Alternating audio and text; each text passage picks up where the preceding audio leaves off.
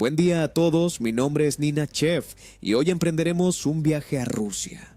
Quiero hablarles sobre la etapa más representativa en la historia de la pintura rusa. Mientras en Francia el impresionismo sacudía los cimientos del universo artístico, en Rusia se gestaba su propia transformación igualmente trascendental, impulsada por 14 destacados pintores rusos que fundaron el movimiento conocido como los Peredvishniki, dando inicio a la época dorada de la pintura rusa. Al igual que en Francia, en Rusia durante décadas todo había estado bajo el dominio del academicismo, aunque en este caso vigilado de cerca por la Academia Imperial de Bellas Artes. A comienzos de la década de 1860, Rusia se adentraba en las grandes reformas promovidas por Alejandro II. Este extraordinario gobernante transformó radicalmente el destino del país, impulsando cambios profundamente difíciles, pero que llevaban demasiado tiempo siendo postergados. En una nación donde aún persistía la esclavitud bajo la forma de servidumbre, él la abolió por completo. En 1861 llevó a cabo la reforma Zemstvo y comenzó a modernizar todos los sectores del Estado, incluyendo la Academia Imperial de Bellas Artes en San Petersburgo. Para ese entonces, en el panorama artístico ruso se vivía una situación muy parecida a la de Francia. Los jóvenes artistas de talento aspiraban a la libertad, la cual era severamente limitada por los dictados de la academia. El clasicismo y el academicismo reinaban en Rusia, lo que implicaba que únicamente se reconocía como arte verdadero la representación de lo sublime escenas bélicas, temáticas mitológicas o religiosas. Retratar la vida cotidiana o el realismo en la pintura era considerado indigno, vulgar y excesivamente prosaico. ¿Qué sentido tenía dedicarse a representar aquello que todos contemplamos a diario? La profunda miseria y el rezago de los campesinos despertó en la intelectualidad rusa el movimiento denominado Narodnichestvo. La premisa de este movimiento era que la cultura rusa dependía en exceso de Occidente, llegando casi a imitarla servilmente.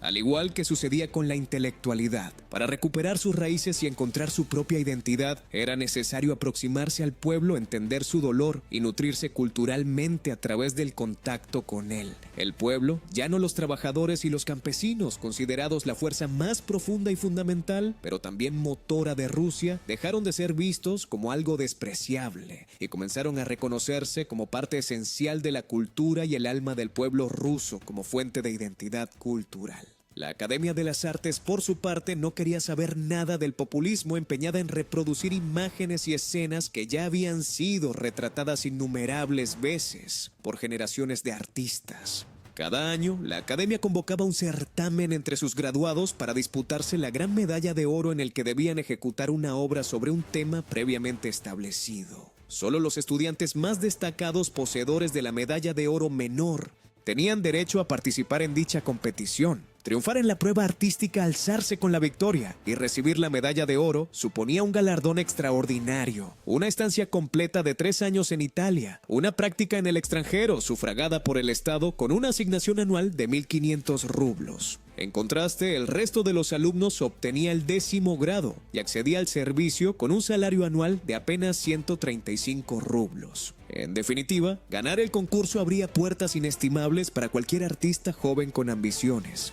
Por ello, resulta aún más fascinante la auténtica sublevación que tuvo lugar durante el certamen de 1863, precisamente el mismo año en que los futuros impresionistas se conocieron en Francia, y Edouard Manet presentó en el Salón de París su polémica obra El almuerzo sobre la hierba.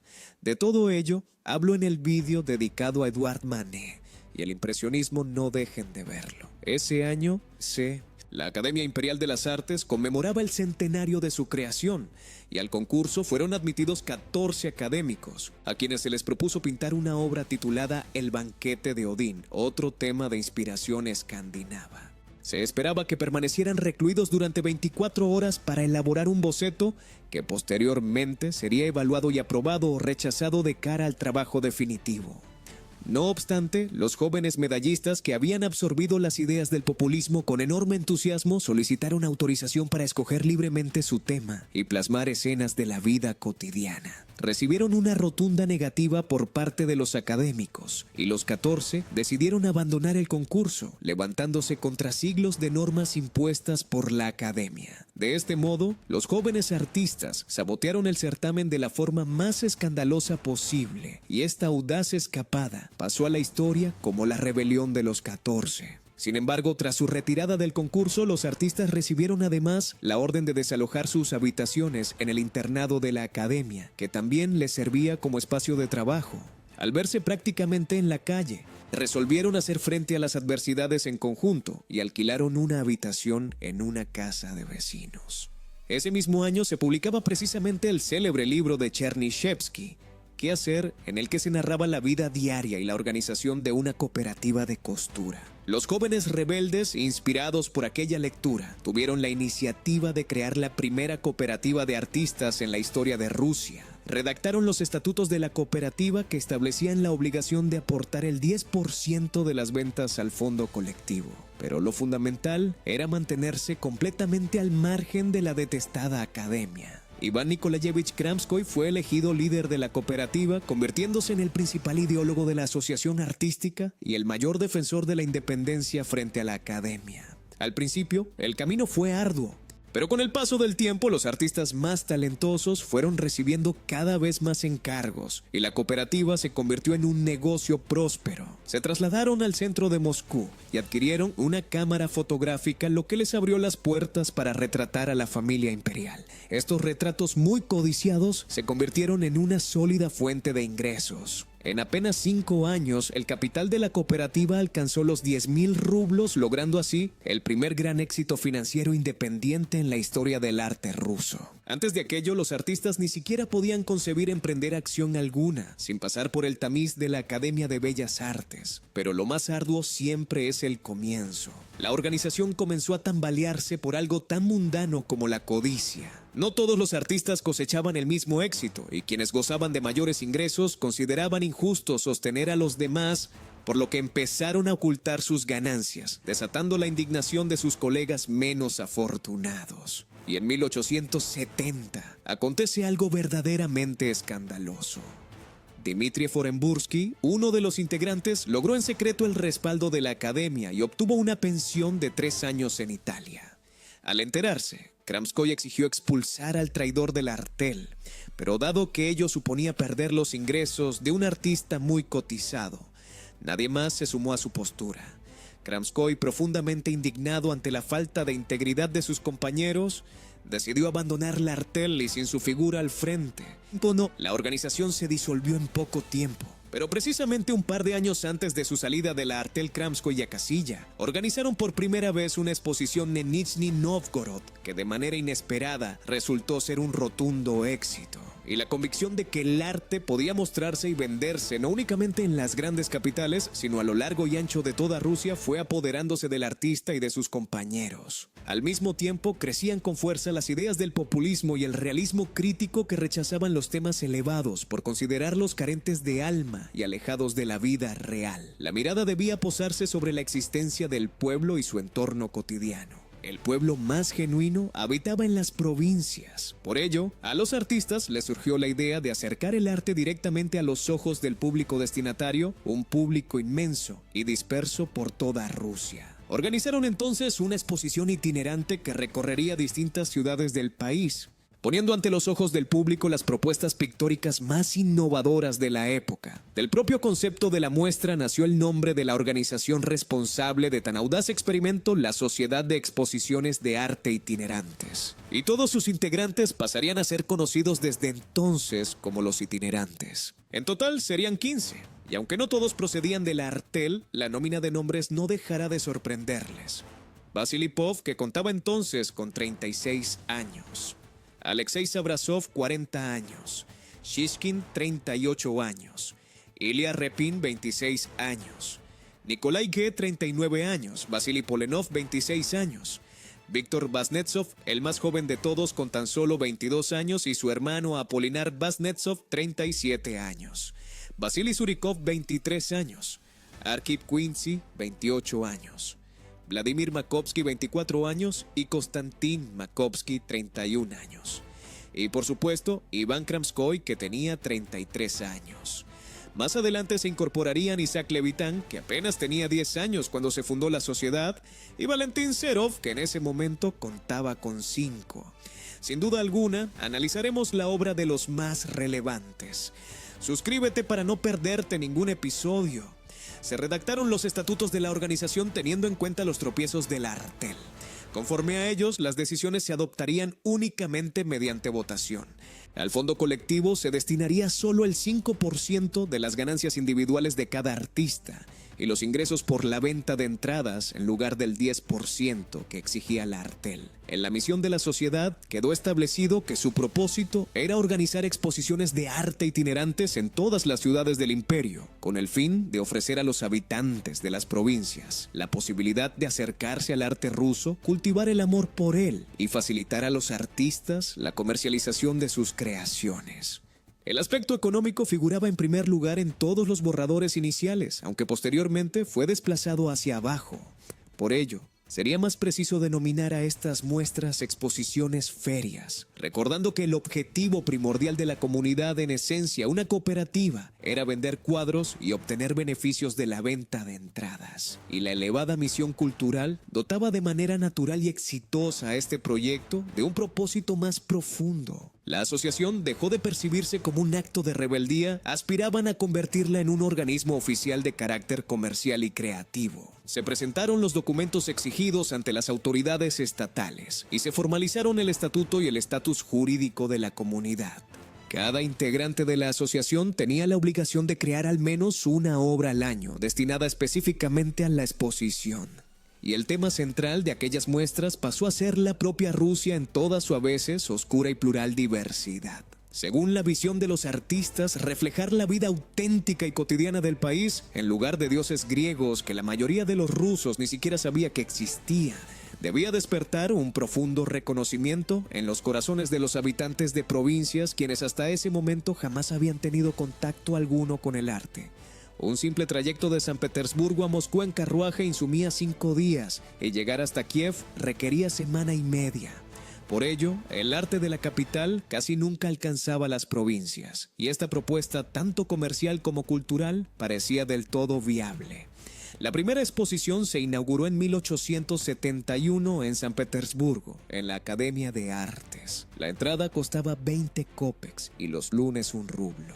Se exhibieron 80 obras, todas ellas radicalmente distintas a lo que se acostumbraba ver en la academia. En la muestra no había batallas épicas ni escenas mitológicas griegas. Los cuadros ofrecían una ventana abierta a la Rusia real con sus grandezas y sus miserias. Espectadores y críticos genuinamente sorprendidos nunca habían contemplado algo semejante y quedaron cautivados por la frescura y honestidad de aquellas pinturas.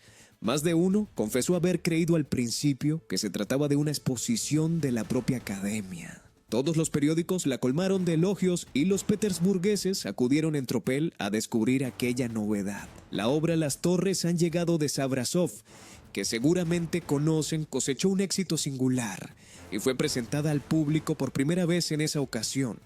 Cabe señalar que antes, incluso de inaugurarse la exposición, un único mecenas adquirió 46 obras, es decir, la mitad de la muestra, aunque de eso hablaremos con más detalle en breve. La primera exposición aportó al fondo colectivo 4,000 rublos correspondientes únicamente al 5% de ventas y entradas. A modo de comparación, los ingresos totales de las exposiciones de la academia apenas rozaban los 5,000 rublos. Y los propios artistas no recibían beneficio alguno, pues todo ingresaba directamente al erario imperial. La iniciativa resultó un verdadero éxito. La exposición se repitió en 3 ocasiones más dentro del edificio de la academia. Con el tiempo, los académicos, al percibir que sus propias exposiciones perdían visitantes ante la creciente competencia, optaron por distanciarse de los itinerantes y vetaron sus muestras en el edificio, convencidos de que ello haría recapacitar al público. Pero ya era demasiado tarde. En apenas 4 años, los itinerantes habían conquistado la fama en todo el país. La exposición viajó a Moscú, luego a Kiev y Kharkov, donde no encontraban rival alguno. Cada llegada desde San Petersburgo generaba una verdadera conmoción y la élite provinciana sentía la obligación de asistir, aunque no comprendiera gran cosa de arte, contribuyendo así a llenar las arcas de la sociedad con sonantes rublos. Conforme al reglamento, al término de cada año, los itinerantes recibían sus dividendos y el capital acumulado se reinvertía en negocios rentables para seguir multiplicándose. La sociedad se transformó no solo en una comunidad artística, sino también en una empresa comercial de enorme éxito, la primera en la historia de Rusia que lograba ser independiente de la academia y al mismo tiempo financieramente solvente. Y esto tenía una importancia capital, pues permitía a los itinerantes despreocuparse por completo del aspecto económico. No necesitaban preguntarse si alguien compraría un cuadro por su enfoque poco convencional o su argumento arriesgado. Podían pintar con plena libertad, siguiendo únicamente el dictado del alma. Mientras los impresionistas franceses aguardaron 30 años para alcanzar el éxito financiero, los itinerantes conquistaron su independencia económica casi de inmediato. Ello influyó decisivamente en la audacia y las dimensiones de los lienzos, que hoy conforman el patrimonio más preciado de la pintura rusa.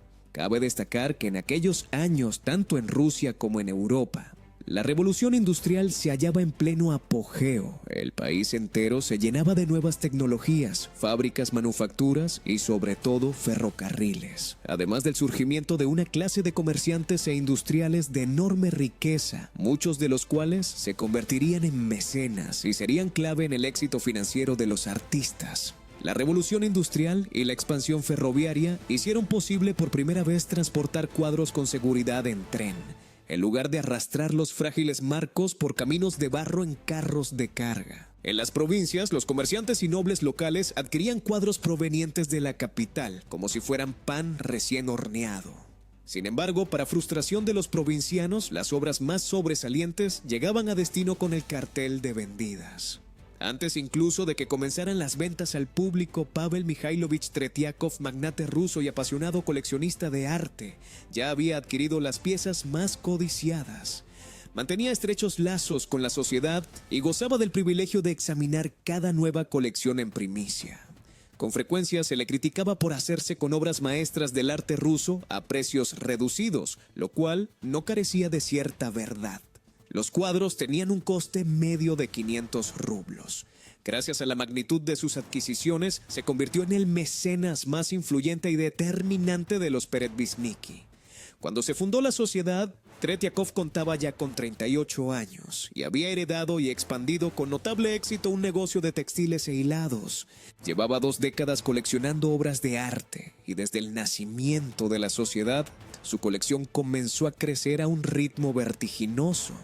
Llegaba a adquirir entre 40 y 50 cuadros al año, y en 1874 construyó en pleno corazón de Moscú una galería para albergar su creciente acervo, que abriría sus puertas al público en 1881. Desde un principio abrigó el deseo de donar su colección a la ciudad, y así lo hizo.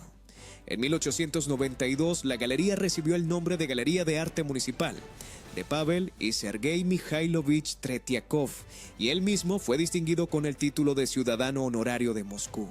El segundo gran cliente de la sociedad fue el propio emperador Alejandro II, cuya colección, integrada en buena medida por obras de los itinerantes, puede admirarse hoy en el Museo Ruso de San Petersburgo.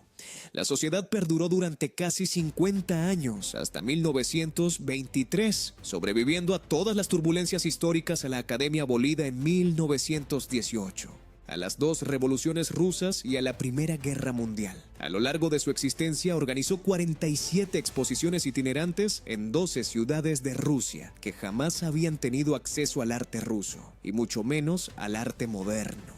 Al mismo tiempo, exposiciones integradas por cuadros no vendidos de años anteriores recorrían ciudades más pequeñas, y ya entrado el siglo XX, llegaban incluso a las aldeas más apartadas. Algunas de estas obras maestras, que seguramente les resultan familiares, fueron presentadas al público por primera vez precisamente en las exposiciones de los itinerantes. Sin duda, les contaré más detalles sobre muchas de ellas, así que no olviden suscribirse. La Sociedad de los Itinerantes impulsó el pensamiento libre en la pintura religiosa y sentó los cimientos de asociaciones independientes, contribuyendo a que el arte ruso se convirtiera en uno de los más vigorosos y fecundos de toda Europa. El Círculo, de Abramtsevo Rosa Azul, J de Diamantes, Supremus Unobis, entre otros. La sociedad llevó a cabo exactamente la misma revolución que los impresionistas en Francia. Derribó la hegemonía absoluta del academicismo y abrió posibilidades especialmente en el plano económico, para quienes ansiaban experimentar y explorar nuevos caminos. Movidos por una inquietud semejante a la de los impresionistas, tomaron sin embargo una dirección distinta y pusieron el foco en los significados por encima de la técnica. Aunque con el tiempo asimilaron influencias impresionistas, la pintura rusa preservó su identidad propia y se erigió en sinónimo de calidad, dando origen a grandes figuras del arte universal: Korovin-Goncharova, Serebriakova, Kandinsky y Malevich. Y de todos ellos hablaremos muy pronto. Suscríbanse para no perderse ningún episodio. Hasta pronto a todos. M.